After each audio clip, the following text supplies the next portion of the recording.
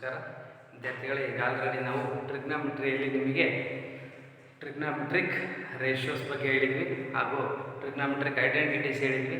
ಅದ್ರ based on ಪ್ರಾಬ್ಲಮ್ಸ್ನ solve ಮಾಡ್ತಾ ಇದ್ವಿ. ಅದರ next problem cos theta is equal to 8/17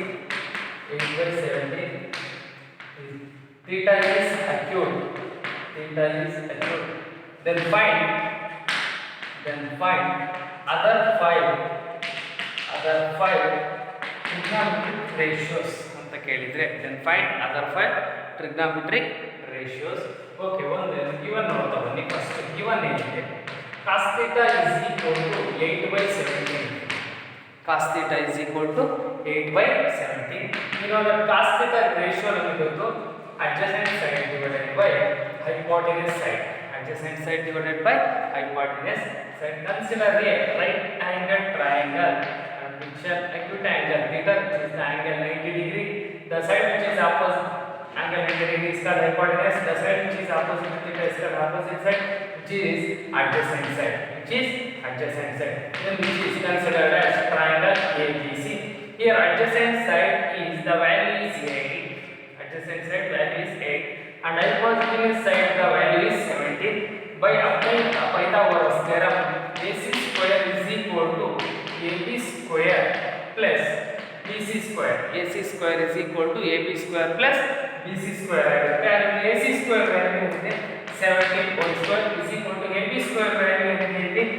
Yes, we have to find AB value, find out ಮಾಡಬೇಕು. AB square, BC square value 8 square, 17 square value 289 is equal to AB square value plus 8 square that is 64 and 289 17 value and 64 it ಬಂದ್ರೆ minus 64 that is equal to minus 64 is equal to AB square is equal to AB square 289 ಅಂತ ಹೇಳಿದ್ರೆ 5 ಆಗುತ್ತೆ and 225 ಆಗುತ್ತೆ value is equal to 64 minus 225 is equal to AB square and the root of 225 is equal to AB. Root of 225 is equal to AB. This implies AB is equal to 15. AB is equal to 15. So our AB value is equal to 15.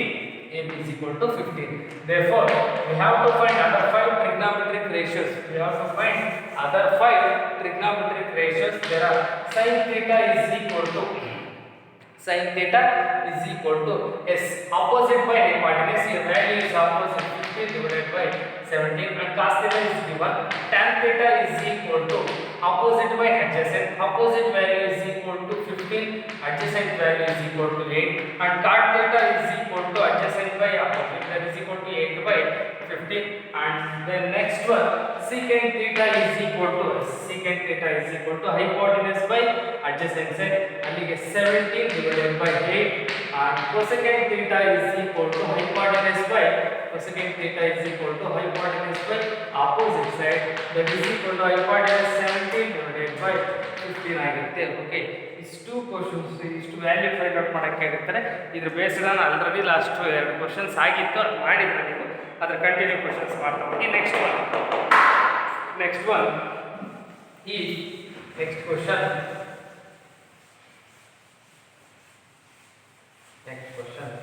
if cot theta is equal to if 15 into cot A is equal to 8. 15 into cot A is equal to 8 ಇದೆ. A is an acute angle. Find the other five trigonometric ratios find out ಮಾಡಿ ಅಂತ ಕೇಳಿದ್ದಾರೆ. So therefore ಈ cases ಕೊಟ್ಟಾಗ ನಮಗೆ given 15 cot A, 15 into cot A is equal to 8 ಇರೋದು. ಹಾಗಾದ್ರೆ 15 ಆ ಕಡೆ ಶಿಫ್ಟ್ ಮಾಡಿ cot A is equal to 8 ಇದೆ divided by 15 ಆ ಕಡೆ ಶಿಫ್ಟ್ ಆಗುತ್ತೆ. ಸೊ ಅವಾಗ ಮಾತ್ರ ನಿಮಗೆ ಕಾಟಿಕ್ ರೇಷಿಯೋ ಸಿಗುತ್ತೆ. that is equal to cot ratio ಅನ್ನೋದು adjacent side divided by opposite side. And consider a right angle triangle PQR. Consider a right angle triangle PQR and a but here A. Acute angle is theta is nothing but here A. Angle side opposite side which is angle 90 degree opposite to the hypotenuse remaining adjacent side. Here the value of opposite is equal to 15 and value of adjacent is equal to 18.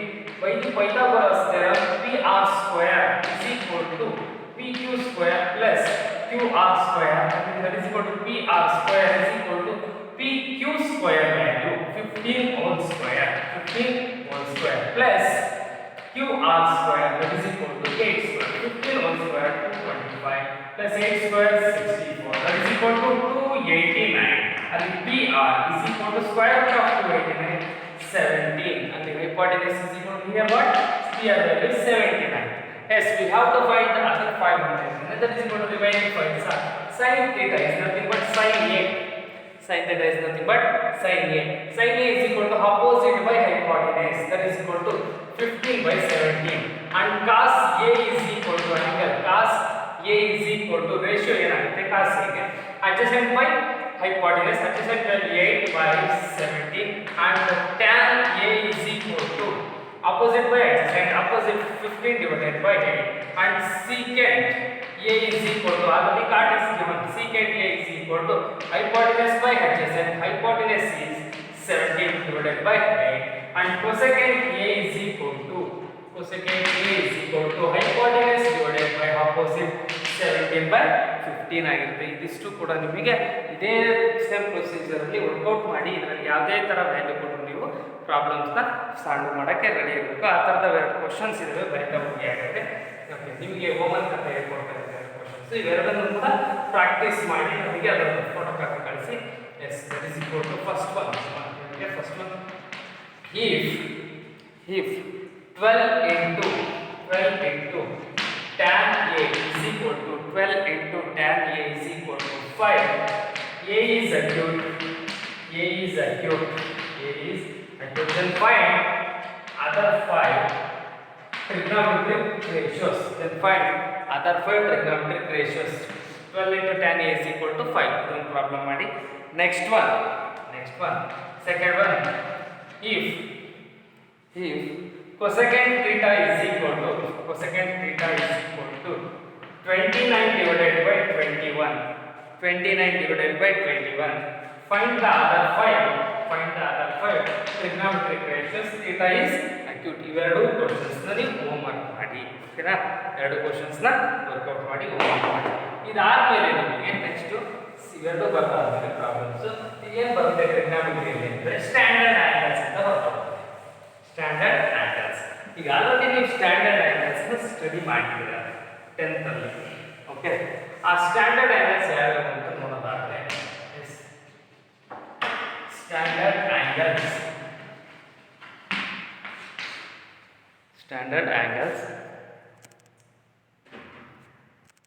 Okay, standard angles ಆ table ಬರ್ಕೊಳ್ಳೋಕೆ ನಮಗೆ ಬಂದಿದೆ. Standard angles ನ table ಬರೆಯೋದಂತೆ, ಆಮೇಲೆ table values ಏನು ಬಂತು ಅಂತ ಆಮೇಲೆ ಮುಂದೆ ಸಾಲ್ವ್ ಮಾಡ್ತಾ ಹೋಗೋಣ. ಫಸ್ಟ್ ಟೇಬಲ್ ವ್ಯಾಲ್ಯೂಸ್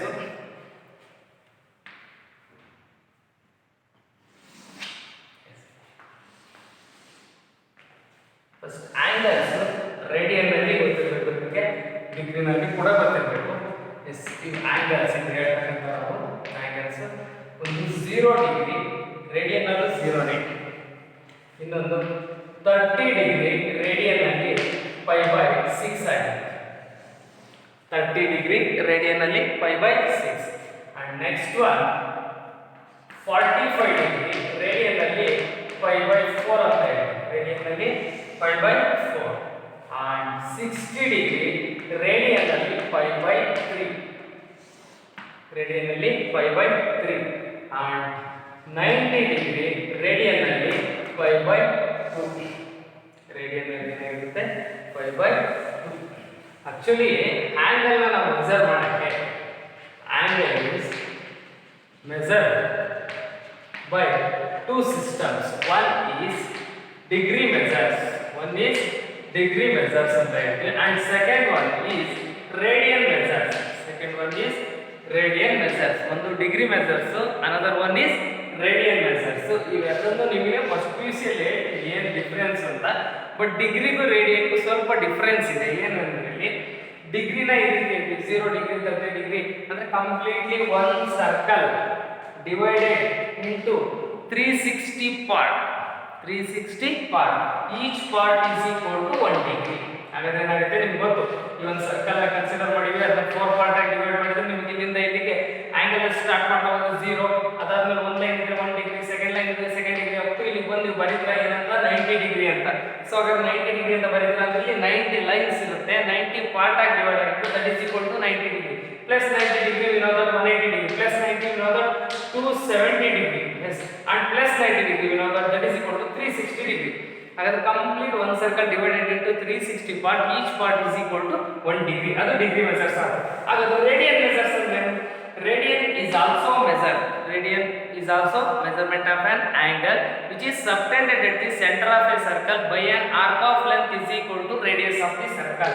Radian ಅಂದ್ರೆ ಇಷ್ಟೇ, arc of length is equal to radius of the circle. Radius of the circle. Arc of length equal to radius of the circle. For example, ಒಂದು ಸರ್ಕಲ್ ಮಾಡ್ಕೊಂಡು find out ಮಾಡಿದ್ವಿ, ಇಲ್ಲಿಂದ ಇಲ್ಲಿಗೆ 3 centimetre radius ಐತೆ ಅಂದ್ರೆ ನಮಗೆ ಇಲ್ಲಿಂದ ಇಲ್ಲಿಗೆ ಆರ್ಕ್ ಲೆಂತ್ ಕೂಡ 3 ಸೆಂಟಿಮೀಟರ್ ಇರಬೇಕು. ಅವಾಗ ಇಲ್ಲೊಂದು ಲೈನ್ ನ ಡ್ರಾ ಮಾಡ್ಕೊಂಡ್ರೆ ಇಲ್ಲಿ ಮೇಕ್ಸ್ ಎನ್ ಆಂಗಲ್ ಬರುತ್ತೆ. ಇದು ಆಂಗಲ್ ನಾವು ರೇಡಿಯನ್ ಅಂತ ಹೇಳ್ತೀವಿ, ಅದು that is equal to theta C ಅಂತ ಬರುತ್ತೆ. That is equal to radian. ಹಾಗಾಗಿ ಇಲ್ಲಿಂದ ಇರ್ತಕ್ಕಂಥ ರೇಡಿಯಸ್ ಏನ್ ಹೇಳ್ತಿದ್ವಿ, ರೇಡಿಯಸ್ ಎಷ್ಟು ಸೆಂಟಿಮೀಟರ್ ಇದೆಯೋ ಅಷ್ಟೇ ಆರ್ಕ್ ಲೆಂತ್ ಸೆಂಟಿಮೀಟರ್ ಇದ್ರೆ that is equal to formation ಆಗ್ತಕ್ಕಂಥದ್ದು 1 ರೇಡಿಯನ್ ಆಗಿರುತ್ತೆ. ಎಷ್ಟಾಗುತ್ತದು 1 radian. The value of 1 radian is equal to 57 degree 22 seconds ಆಗಿರುತ್ತೆ. 57 ಡಿಗ್ರಿ 22 ಸೆಕೆಂಡ್ಸ್ ಆಗಿರುತ್ತೆ. ಜನರಲ್ ಆಗಿ ಹೇಳೋದು 57 ಡಿಗ್ರಿನೇ ಆಗಿರುತ್ತೆ 1 ರೇಡಿಯನ್ ಅಂತ ಹೇಳಿದ್ರೆ. ಆಗ ರೇಡಿಯನ್ ಡಿಗ್ರಿಗೂ ಕಂಪ್ಯಾರಿಸನ್ ಆಯ್ತಿಷ್ಟು. ಸೊ ನಿಮಗೆ ಗೊತ್ತಿರಬೇಕು standard angles radian, standard angles degree ಅಷ್ಟೇ ಹೇಳಿದ್ದೀನಿ ನಾನು. Yes, sine angle sine 0 value, sine 30 value, 45 degree value, 60 value and 70 value, sorry 90 value. ಇವನ್ನ ಸ್ಟ್ಯಾಂಡರ್ಡ್ ಆಂಗಲ್ಸ್ ಅಂತ ಕರೀತಾರೆ. 0, 30, 45, 60, 90 ಸ್ಟ್ಯಾಂಡರ್ಡ್ ಆಂಗಲ್. ಆದ್ರೆ ಟ್ರಿಗ್ನೋಮೆಟ್ರಿಕ್ ರೇಷಿಯೋಸ್ ಯಾವುದು ನೋಡಿ, sine of angle theta first in this. Next second one cos of angle theta ಅಂದ್ರೆ cos theta, sine theta and tan of angle theta that is equal to tan theta. Never put it in there. Next cot theta never cot of angle theta. And next one secant theta. And last one that is equal to cosecant theta. Last one is cosecant theta. Last one is cosecant theta ಆಗಿರುತ್ತೆ. So ಇಲ್ಲಿ ನೋಡೋದವಲ್ಲಿ sin angle of 0. Sin of 0 is equal to sin 0 value 0 ಆಗಿರುತ್ತೆ. Sin 30 degree value 1/2. Sin 45 degree value 1/√2 ಆಗಿರುತ್ತೆ. and sin 60 degree value √3 divided by 2 ಆಗಿರುತ್ತೆ. sin 90 value 1 ಆಗಿರುತ್ತೆ. ಈ values ಹೆಂಗ್ ಬಂದು ಅಂತ ಆಮೇಲೆ ಹೇಳ್ತೀವಿ. ಫಸ್ಟ್ ಟೇಬಲ್ ವ್ಯಾಲ್ಯೂಸ್ ನೆನಪಿರಲಿ. sin ಟೇಬಲ್ ಈ ವ್ಯಾಲ್ಯೂ ಬರೋದಂತ ರಿವರ್ಸ್ ಬರ್ಕೊಂತ ಬಂದ್ರೆ ಅದೇ ವ್ಯಾಲ್ಯೂ ಬರುತ್ತೆ. 1 and √3/2 and 1/√2 and 1/2 and is equal to 0. ನಿಮಗೆ ಒಂದು ಕಾನ್ಸೆಪ್ಟ್ ನೆನಪಿರಲಿ, 0 divided by anything is equal to 0. 0 divided by anything is equal to 0. ಹಾಗಾದ್ರೆ anything by 0 is equal to not defined, that is equal to infinity. Anything by 0 is equal to not defined, that is equal to what? Infinity ಆಗುತ್ತೆ. ಇವೆರಡು concept ಆಗುತ್ತೆ. Sir 0/100 0 ನೇ, 0/99 0 ನೇ, 0/1000 0 ನೇ ಆಗುತ್ತೆ. But ಅದೇ 1/0 infinity, 2/0 infinity, 100/0 infinity, anything by word system, anything by 0 infinity, that is equal to not define ಆಗಿರ್ತಾರೆ. ಕೊಟ್ಟ ಹಾಗೆ ಇಟ್ಬಿಡ್ಲಿ ಸುಮ್ಮನೆ 0/anything 0, anything by 0 is equal to not defined, that is indicated by infinity. ಹಾಗಾದ್ರೆ ಸರ್ tan theta ನಾವು relationship ಹೇಳಿ, tan theta ಅಂದ್ರೆ sin theta divided by cos theta. ಹಾಗಾದ್ರೆ 0/1 0, 0/1 0 divided by 2 to cancel ಆದ್ರೆ 1/√3, that is equal to tan 30 degree value tan 45 degree value √2 cancel ಆದ್ರೆ 1, 2 denominator cancel ಆದ್ರೆ √3/1 √3, 1/0 here infinity, not defined ಆಗಿರುತ್ತೆ. So ಹಾಗಾದ್ರೆ tan theta ಬರೋದ್ರೆ cot theta ಅದೇ table value reverse ಮಾಡಿ, tan theta ನೇ cot theta ರಿವರ್ಸ್ and infinity √3 1/√3 and is equal to 0. Next secant theta ಗೆ cos ನ ರೆಸಿಪ್ರೋಕಲ್ ಮಾಡ್ತೀವಿ. ಯಾಕಂದ್ರೆ secant ಗೆ ರೆಸಿಪ್ರೋಕಲ್ ನಾವೇನಂತ ಬರೀತೀವಿ 1/cos ಅಂತ ಬರೀತೀವಿ. ಹಾಗಾದ್ರೆ secant ಗೆ ರೆಸಿಪ್ರೋಕಲ್ ಮಾಡಿದ್ರೆ cos ನ secant ನ ರೆಸಿಪ್ರೋಕಲ್ 1/1 ಒಂದೇ ಆಗಿರುತ್ತೆ. ಅಲ್ಲಿ 1/√3/2 ಅಂತ ಹೇಳಿದ್ರೆ 2/√3 and 1/√2 √2, 1/2 1/0 ಇನ್ಫಿನಿಟಿ. ಕೊಸೆಕೆಂಡ್ ವ್ಯಾಲ್ಯೂಗೆ ಸೀಕೆಂಡ್ ವ್ಯಾಲ್ಯೂನ ಟೇಬಲ್ನ ರಿವರ್ಸ್ ಬರ್ತೀವಿ. Infinity 2 √2 2/√3 and 1. ಇದು 2/√3 which is equal to 2/√3. Okay, ಈಗ ವ್ಯಾಲ್ಯೂಸ್ ಹೇಗೆ ಬರ್ತಾ ಹೋಗ್ತವೆ ಅಂತ ಕನ್ಸಿಡರ್ ಮಾಡಿದ್ರೆ ನಾವು ಸರ್ ಈಗ ಇದ್ರಾಗಿರೋವೆಲ್ಲ ವ್ಯಾಲ್ಯೂ ಬಂದು ಇದೇ value sin 30 degree 45 degree 60 degree value ಹೆಂಗೆ ಆಗ್ತವೆ ಇವೆ, ಇದನ್ನೇ ಯಾಕೆ ಬರೀಬೇಕು, ಇಷ್ಟೇ ಯಾಕೆ ಬರೀಬೇಕು ಅಂತ ಕನ್ಸಿಡರ್ ಮಾಡಿದ್ರೆ ಫಸ್ಟ್ ಒಂದು 45 ಡಿಗ್ರಿ ಆ್ಯಂಗಲ್ನ ಕನ್ಸಿಡರ್ ಮಾಡ್ತಾರೆ. 45 ಡಿಗ್ರಿ ಎರಡು ಅಕ್ಯೂಟ್ ಆ್ಯಂಗಲ್ 45 ಡಿಗ್ರಿ ಆದರೆ that is called isosceles triangle. ಎರಡು ಆ್ಯಂಗಲ್ ಏನಾಗಿರಬೇಕು 45 ಡಿಗ್ರಿ ಅಂದರೆ that is called isosceles triangle. Hence 45 degree we consider isosceles triangle. Isosceles triangle ನ ಕನ್ಸಿಡರ್ ಮಾಡ್ತಾ ಇದ್ದೀನಿ ನಾನು. ಐಸಾಸೆಲಸ್ ಟ್ರಯಾಂಗಲ್ ನ ಕನ್ಸಿಡರ್ ಮಾಡಿದಾಗ which is equal to angle 90 degree ಆಗುತ್ತೆ. Remainings are 45 degree which is also 45 degree. ಹಾಗಾದ್ರೆ 45 ಡಿಗ್ರಿಗೆ ಅಪೋಸಿಟ್ ಆಗಿರೋದು ಅಪೋಸಿಟ್ ಸೈಡ್ ಹೈಪೋಟೆನಸ್ ಸೈಡ್ ಕಡೆ ಏನಾಗುತ್ತೆ ಹೈಪೋಟೆನಸ್ ಸೈಡ್ 90 ಡಿಗ್ರಿಗೆ which is equal to adjacent side ಆಗುತ್ತೆ. which is equal to ಏನಾಗಿರುತ್ತೆ ನಿಮಗೆ adjacent side ಆಗುತ್ತೆ. ಸೊ ಟೂ ಸೈಡ್ಸ್ ಈಕ್ವಲ್ ಇದಾವೆ ಅಂದ್ರೆ that is equal to consider ಇದನ್ನ ಎ ಬಿ ಅಂತ ಕನ್ಸಿಡರ್ ಮಾಡಿದ್ರೆ ಟೂ ಸೈಡ್ಸ್ ಈಕ್ವಲ್. ಹಾಗಾದ್ರೆ ಯಾವ್ಯಾವ equal A B is equal to B C is equal to equal that is equal to 1 unit. That is equal to 1 unit. ಹಾಗಾದ್ರೆ B C is equal to 1 A B is equal to 1. Then according to Pythagoras theorem A C square is equal to A B square plus B C square. ಹಾಗಾದ್ರೆ A C square is equal to A B square 1 plus 1 is equal to 2. Then AC is equal to √2 ಆಗುತ್ತೆ. ಹಾಗಾದ್ರೆ AC value is equal to √2 ನ yes AC is equal to ಏನಾಯ್ತು √2 ಆಯ್ತು. 1 unit ಇದೆ. ಐಸಾಸೆಲಸ್ triangle 45 degree angle ಬರ್ತಾ ಇರೋದು. ಈಗ ನಾವು ಬರೀಬೇಕಾದ್ರೆ sin ಆಫ್ ಆಂಗಲ್ 45 ಡಿಗ್ರಿ ಅಂತ ಕನ್ಸಿಡರ್ ಮಾಡ್ತೀವಿ. sin of angle theta nothing but sin of angle 45 degree ನ 45 degree sin theta opposite by hypotenuse opposite value 1 divided by √2. ನೋಡಿ sin 45 degree is equal to opposite by hypotenuse. ಹಾಗಾದ್ರೆ sin ಗೆ 45 degree 1/√2 ಇದೆಯಾ and cos 45 degree ಅಂದ್ರೆ cos theta cos 45 degree and value ಏನಂತೆ adjacent by hypotenuse that is also 1/√2. yes cos 45 degree is also 1/√2 and tan 45 degree is equal to opposite by adjacent 1/1 is equal to 1. yes tan 45 degree 1 tan 45 degree ಏನಿದೆ 1 ಇದೆ. Observe ಮಾಡ್ತಾ ಇದ್ರೆ ಗೊತ್ತಾಗ್ತಿದೆ ನಿಮಗೆ. So ಹಾಗೆ cot 45 degree is equal to adjacent by opposite 1/1 that is also 1 and secant 45 degree hypotenuse by adjacent ಅಂದ್ರೆ √2 divided by 1 that is equal to √2. secant 45 degree √2 ಇದೆ and cosecant 45 degree is equal to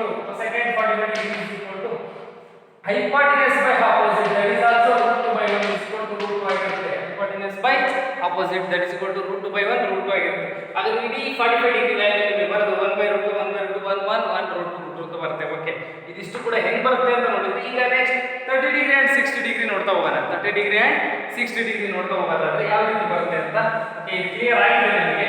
ಈ table values ಏನಿದಾವಲ್ಲ ಈ ವಸ್ತುನು ಕೂಡ ಒಂದು 5 times practice ಮಾಡಿ ಅದರಲ್ಲಿ ಯಾವುದೇ value ಕೇಳಿದ್ರು ನಿಮಗೆ ಕ್ಲಿಯರ್ ಆಗಿ ಬರೆಯಕ್ಕೆ ಬರಂಗಿರ್ಬೇಕು, ನೆನಪಿರ್ಬೇಕು. ಆ ರೀತಿ ಪ್ರಾಕ್ಟೀಸ್ ಮಾಡ್ತಾ ಹೋಗಿ. ಸುಮ್ಮನೆ for example secant 60 degree value ಅಂತ ಕೇಳಿದ್ರೆ ನೀವು ಟೇಬಲ್ ಅಲ್ಲಿ ಹುಡುಕಂಗಿಲ್ಲ, 2 ಅಂತ ಹೇಳ್ಬೇಕು. ಇಲ್ಲಿ ನೋಡಿ ಸೀಕೆಂಡ್ 60 ಡಿಗ್ರಿ ವ್ಯಾಲ್ಯೂ 2. ಆ ರೀತಿ ನೀವು ಪ್ರಾಕ್ಟೀಸ್ ಮಾಡಬೇಕು. tan 45 ಡಿಗ್ರಿ ವ್ಯಾಲ್ಯೂ 1 ಅಂತ ಹೇಳ್ಬೇಕು. ಓಕೆನಾ?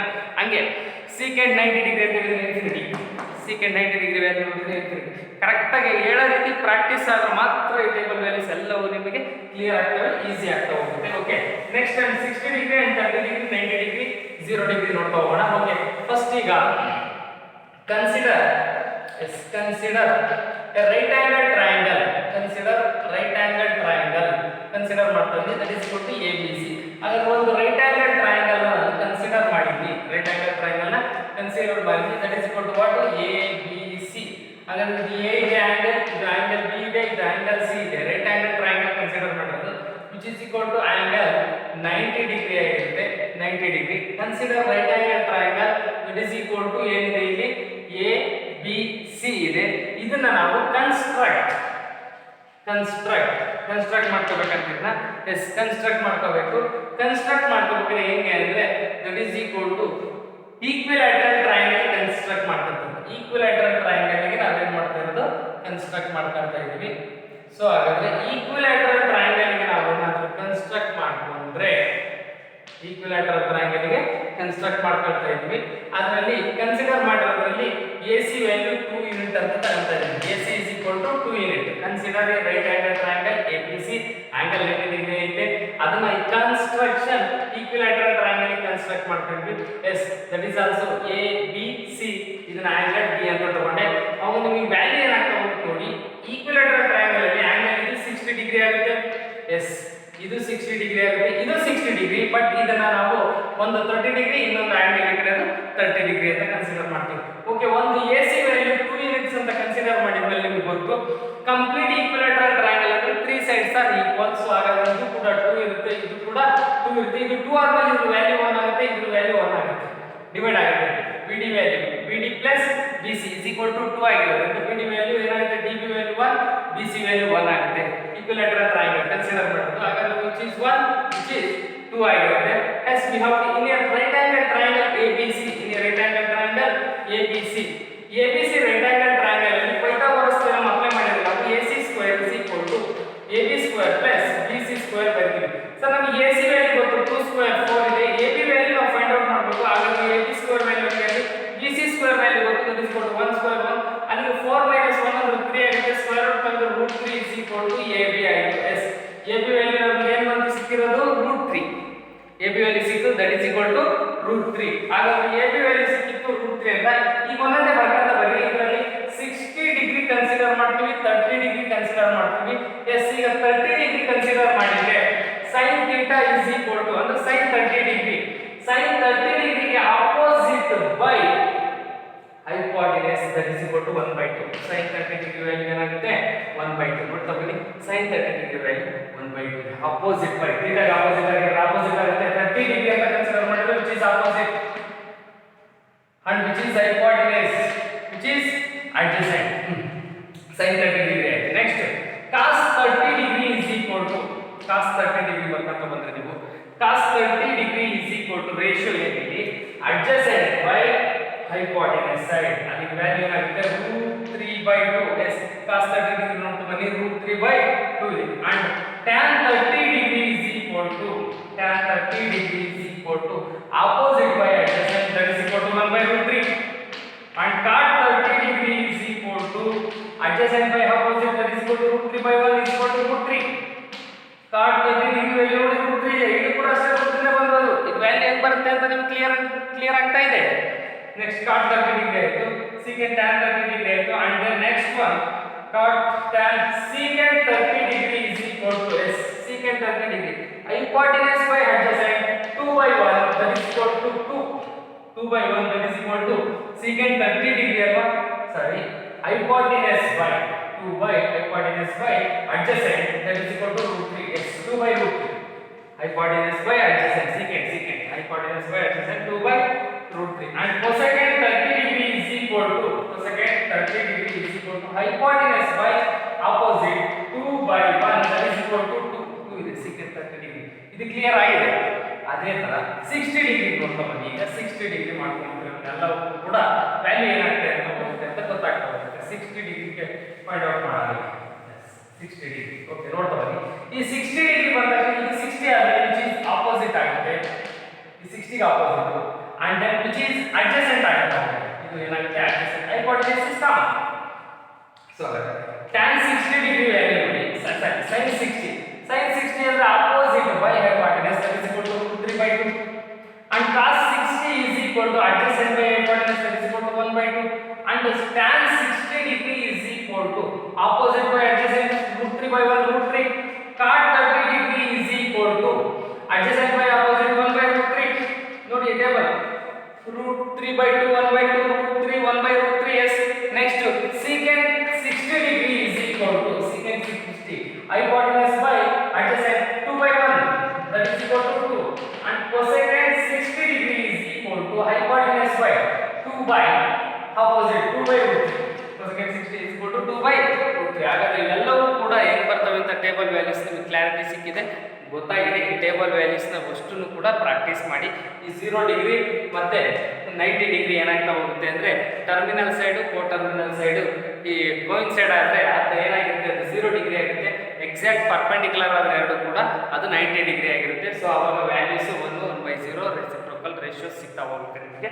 ಓಕೆ, ಇದೇ ಥರ ಸ್ಟ್ಯಾಂಡರ್ಡ್ ಆ್ಯಂಗಲ್ ಟೇಬಲ್ಸ್ ಆದಮೇಲೆ ನಿಮಗೆ ಒಂದಿಷ್ಟು ಕಾಂಪ್ಲಿಮೆಂಟರಿ ಆ್ಯಂಗಲ್ಸ್ ಅಂತ ಹೇಳ್ಕೊಟ್ಟಿದ್ದಾರೆ ನಿಮ್ಮ 10th ಅಲ್ಲಿ. ಅವು ನೆಕ್ಸ್ಟ್ ನಮಗೆ ಇಲ್ಲಿ ಬಂದಾಗ ಅಲೈಡ್ ಆ್ಯಂಗಲ್ಸ್ ಆಗ್ತವೆ. ಇವೊಂದಿಷ್ಟು ವ್ಯಾಲ್ಯೂಸ್ನ ನೀವು ಕರೆಕ್ಟಾಗಿ ಪ್ರಾಕ್ಟೀಸ್ ಮಾಡ್ಕೊಂಡು ಬನ್ನಿ. ಅದ್ರ ಈ ಟೇಬಲ್ ಜೊತೆ sin of 90 minus theta is equal to cos theta. ನಿಮ್ಗೆ ಗೊತ್ತಿರೋದು sin of 90 minus theta cos theta. Cos of 90 minus theta is equal to sin theta and tan of 90 minus theta is equal to cot theta and cot of 90 minus theta is equal to, you know, that is equal to tan theta and secant of 90 minus theta that is equal to cosecant theta. Cosecant of 90 minus theta is equal to secant theta. ಇವನ್ ಆ values, ಇವನ್ 6 values plus ಇದೊಂದು table values ಅಷ್ಟನ್ನು ಕೂಡ ನೀವು ಹೆಚ್ಚು practice ಮಾಡಿ. ಒಂದು 5 ಸರಿ ಬರೆದು ಇದರ ಟೇಬಲ್ ಒಂದು ವ್ಯಾಲ್ಯೂ ಕೂಡ ಮಿಸ್ ಆಗಿಲ್ಲ. ಹಾಗಾದ್ರೆ ರೇಡಿಯನಲ್ಲಿ 30 ಡಿಗ್ರಿ, ಡಿಗ್ರಿನಲ್ಲಿ 30, ರೇಡಿಯನಲ್ಲಿ 45 ಡಿಗ್ರಿ, ಅಲ್ಲ ರೇಡಿಯನಲ್ಲಿ 45 ಡಿಗ್ರಿ ಇಸ್ ನಥಿಂಗ್ ಬಟ್ π/4, ರೇಡಿಯನಲ್ಲಿ 60 ಡಿಗ್ರಿ π/3, ರೇಡಿಯನಲ್ಲಿ 90 ಡಿಗ್ರಿ π/2. ಇವನ್ನೆಲ್ಲವನ್ನು ಕೂಡ ಕ್ಲಿಯರ್ ಮಾಡ್ಕೊಳ್ಳಿ. Okay, thank you.